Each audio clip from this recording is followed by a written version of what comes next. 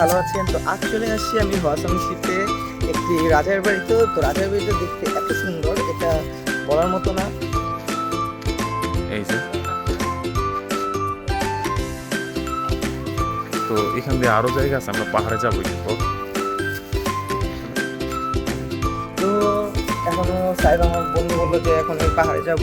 তো আমরা ঘুরতে আসছি, তো প্রথমে এই জায়গাটা এসে আমাদের মনে হয়েছিল না এত সুন্দর জায়গা, কিন্তু এসে দেখতেছি আর কতটুকু সুন্দর। আপনারা একটাবার বাইরের ভিউটা দেখেন যে বাইরে কত সুন্দর একটা দৃশ্য, বা কিরকম দেখেন এদিক দিয়ে কি আছে গাছ, উপরে পাহাড়ের মধ্যে টেম্পল আছে, তারপর এই জায়গায় পুকুর থেকে শুরু করে সবই আছে।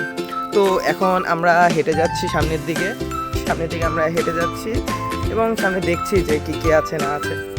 তো এখন একটা চলে আসলাম আর একটা মানে ঘরের মধ্যে, এটাকে কি বলে জানি না। তো ভিতরে ঢুকে দেখি কি কি আছে, এসে আপনাকে দেখাই। চলেন ভিতরে ঢুকা যাক।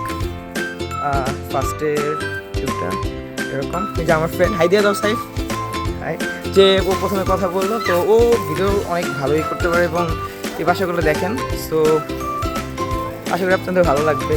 ভিতরে কাঠের যে ওদের কারুকার্যগুলো, কাঠের যে ওরা কত সুন্দরভাবে কারুকার্যগুলো করে, আপনার এদিকে দেখতে পাবেন।